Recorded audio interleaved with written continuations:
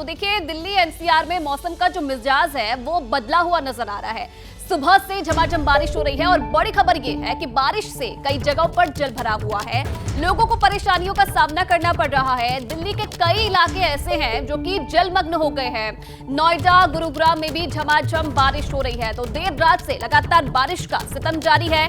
Delhi NCR में कई जगह पर ऐसी स्थिति पैदा हो गई है जहां पर जल भराव अब देखा जा रहा है। दिल्ली के कई जो इलाके हैं जलमग्न हो गए हैं। तो मानसून की एंट्री के साथ ही आप देखिए किस तरीके से बारिश से बेहाल होती हुई दिल्ली नजर आ रही है। कई इलाकों में जो जल भराव है वो स्थिति पैदा हो गई है। गर्मी से राहत जरूर मिली है, लेकिन कई जगह पर जो लोग हैं बारिश से परेशान भी हैं। ये 4 तस्वीरें आप देखिए और जगह जगह की तस्वीरें हैं दिल्ली के कि कैसे हालात बारिश के बाद वहां पर पैदा हो गए हैं। कनॉट प्लेस की आप ये तस्वीरें देखिए, देर रात से बारिश हो रही है, वहां पर भी किस तरीके के हालात पैदा हो गए हैं। मिंटो रोड, गोविंदपुरी और बीकाजी कामा प्लेस की तस्वीरें भी आप देखिए। ऐसी स्थिति जो ज्यादातर इलाके हैं दिल्ली के वहां पर इस वक्त देखी जा रही है, क्योंकि कुछ घंटों की बारिश और उसके बाद कैसे हालात वहां पर पैदा हो गए हैं, क्योंकि मानसून की एंट्री हो गई है। आने वाले समय में भी ऐसा हाल ही रह सकता है, ऐसी ही बारिश हो सकती है। मौसम विभाग की तरफ से ये अनुमान जताया गया है। अब देखिए क्या स्थिति है ग्राउंड जीरो पर, कैसे हालात है इस वक्त। ज्यादा जानकारी देने के लिए मेरे दो सहयोगी इस वक्त हमारे साथ जुड़े हुए हैं। गुरुग्राम से मोहित हमारे साथ जुड़े हुए हैं, इसी के साथ साथ ब्रिजेश तिवारी नोएडा से लाइव हमारे साथ जुड़े हुए हैं।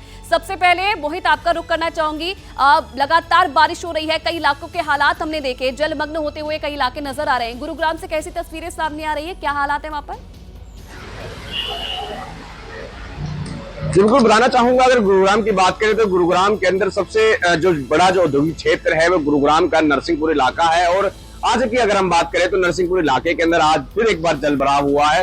हालांकि जलभराव को लेकर के प्रशासन ने बहुत से दावे किए थे कि 2024 के अंदर किसी भी सूरत के अंदर गुरुग्राम के अंदर जलभराव नहीं हो पाएगा। हालांकि और इलाकों के अंदर राहत जरूर है जलभराव को लेकर के, मगर जो नरसिंहपुर इलाका है वो नेशनल हाईवे 48 जो है उसके किनारे लगा हुआ है, उससे सटा हुआ है।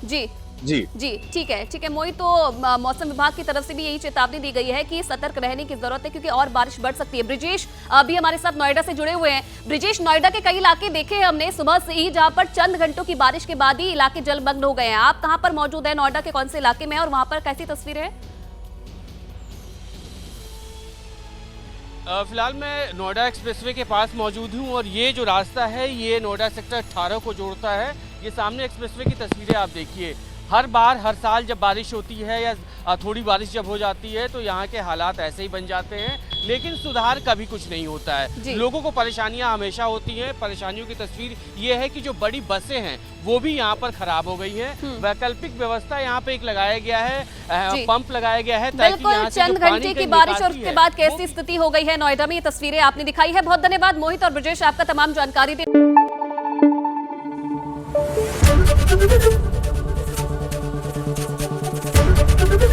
एबीपी न्यूज आपको रखे आगे।